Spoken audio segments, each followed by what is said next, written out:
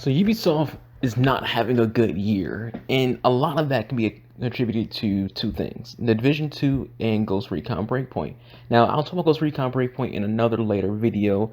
This video I want to focus on just Ubisoft struggles in The Division 2. So Breakpoint will be like a part 2 of this conversation, where I talk about Breakpoint in the Ubisoft situation. So what went wrong? What went wrong with Division 2? Well, the issue of Division 2 starts at the top: the identity of the game. Division 1, as playable as it wasn't that good.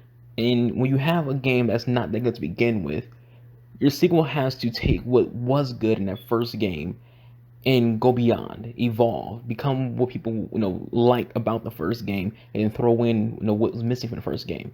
When you are a developer, it's not hard to look at reviews of your game. It's not hard to look at articles about your game. It's not hard to look at your community's forums, tweets, Facebook, things like that, to get a look, get an idea of, what is it that your community wants to see in your game. How can they improve upon your game? And when it came to the Division 2, it doesn't seem like they really changed anything. It doesn't seem like they made things better. It just seems like the Division 1.0 or the Division 1.5. Like, it doesn't seem like the actual sequel to the game. It just seems like, hey, here's the Division, but in DC instead of New York. And to be honest, unless you're actually from DC and New York, you wouldn't be able to tell the difference between the two locations. They look exactly the same from a landscape perspective, from an atmosphere perspective. The game doesn't look like a new game. And you also see that when it comes to the story. The story didn't improve. The story didn't get better. As a matter of fact, there might be even less story in Division 2 than there is in Division 1. But here's the thing. When I say you have to evolve, you actually have to evolve. It's not, man, we can get away with this, get away with that. The first thing I will say is this. Division 1 had a completely awful character creator. Division 2 has a completely awful character creator. Why is that a big deal? For one, this is an MMORPG. Doesn't matter what else how much you want to deny it being that. It's one of those MMO-like games, like Destiny, like Warframe, where any kind of RPG, any kind of MMO, the thing people care about the most is the look of their own character. People will spend hours making sure that their character looks unique to how they want that character to look. Make sure that character looks like it's their character. You can't do that with the Division's character creator, not Division 1 or Division 2. And when it comes to getting that RPG crowd to play your game, that's the first thing they're going to see and be like, I'm not interested. The fact that your character creator is not good. I'll reference a live stream that I had. I was live streaming the Bless Unleashed beta, and when I was playing Bless Unleashed beta, one of my Twitch associates, she had commented, what's the character creator like? She was asking if is it detailed? Like, how much detail is there? And that's something that people who play MMOs care about. They want to know how detailed the character creator is, because it matters. And Division doesn't have a detailed character creator. It's very basic. It's very crappy. It's just not very good. Not to mention graphically. Graphically, the character models in Division isn't very good. So what's the other big thing? Because there has to be a lot of big reasons for why the Division just cannot succeed. Division 1 was pretty mediocre. Division 2 was just a complete flop. So much so that Ubisoft is just taking so much of a hit monetarily. Ubisoft is struggling this year. They're not making back the money they thought they were going to make. It's just not good, and they had to delay a bunch of games because they're going to tell you they delayed these new games because of they're trying to fix them up, patch some bugs out. The real reason why they delayed all those games, Skull and Bones, Watch Dogs, and so on, is because they want those games to launch on PS5 in the Xbox Scarlet. That's the real reason why those games got delayed. Not because they're trying to fix patches or bugs, because they want to make sure those games can run on the new systems. So because of their delays, that meant that basically, even though there's more games, it meant that basically majority of the money for this year for Ubisoft to make was on Breakpoint and Division 2. And they didn't make enough of Breakpoint. That game was a complete flop. They even openly admitted that the game was a failure, and they didn't make much on Division 2. So basically, what's making Ubisoft any kind of money right now is their past titles. Like, Rainbow Six Siege is still making them bank. But that's about it. Ubisoft is struggling, and it's because they're not doing good when it comes to these games. And if you notice, there's a trend.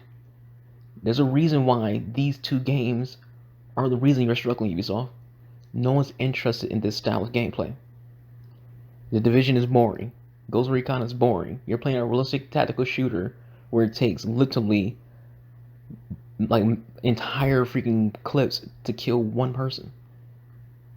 You know, you're playing a realistic tactical shooter where you're fighting bosses and enemies that take damage like you're playing, you know, ESO or Terra or Bless or Black Desert. These aren't, you know, fantasy creatures. These aren't dragons and cyclops and ogres and shit. This goddamn one is a grown ass man with a flamethrower. Like, why is he taking so much damage? That breaks immersion. And Division's filled with that. And as well goes Recon, but Divisions is filled with a lot of, you know, breaks of immersion. The game gets so quiet when you're just roaming around the world. The game gets so boring roaming around the world. There's just nothing about it that's immersive. Nothing about it that engages you. When it comes to the story standpoint, the story is basically just non-existent. You don't really care about it. The cutscenes are meh. They're not even worth mentioning. There is no story to Division, just off face value. They want you to care about individual characters like Kelso, and it's like, why would I care about Kelso? There's no character development. I said this before in my Modern Warfare review, and I'll say it again in my Breakpoint conversation video. It matters when you have character development. In Modern Warfare, there's people like Kyle Garrick and Farah. Both of them have, you know, a lot of development to get you to like them.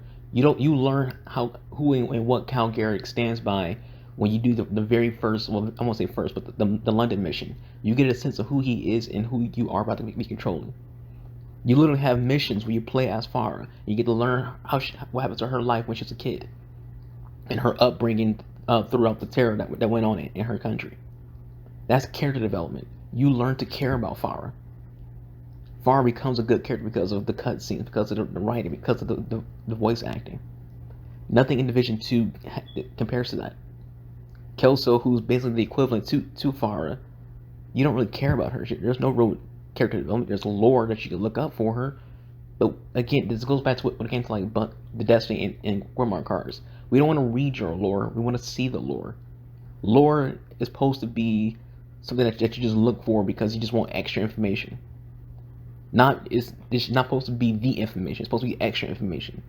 When you play Skyrim, the game is giving you a lot of information. But then there's books that give you just some more information, some details to fill in the blanks. And that's what lore is. And Division lacks anything compared to any MMO. It's just an empty game. It's a boring game. And when you have a game like that, it's going to be hard to get people to buy it.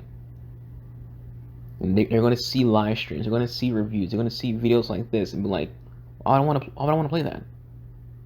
So Ubisoft, you have to like fix the identity of these games. What do you want Division to be? Do you want Division to be an MMO-like game like Destiny and Warframe? Or do you want Division to be a tactical shooter like most Tom Clancy games are? Most games under the Tom Clancy banner is a tactical shooter. A realistic tactical shooter at that. Where's Division fit in that line? Where's the story to Division? Tom Clancy games used to have a lot of good story. The older Ghost Recon games, the older Rainbow Six games, the older Splinter Cell games. Story was part of these Tom Clancy titles. Where's the story here with Division 2? It's that simple, Ubisoft. And when you figure these things out, you'll figure out how you can make money. You'll figure out how you can get the community to be back with you and playing your games. And obviously this goes beyond just the Division. Look at For Honor. For Honor had like what, a 3-hour story? You have to do better than that. For Honor's dead to me because there's nothing to do in it. You have to have more than what you put into these games that Ubisoft, and then you'll succeed. Ubisoft's not even a bad company. They're not Activision, they're not EA. But what Ubisoft tends to fail at is understanding what it is their fan base wants. With Ghost Recon, the fan base doesn't want Division Part 2 Ghost Recon. What fans want is Ghost Recon. Now I'll go more in detail about that in my Ghost Recon video. But anyways, guys, with all that said, that's it for this video. Thank you for watching. Hope you enjoyed. Leave any thoughts you have in the comments below. I'll catch you guys next time. Have a good day. Peace out.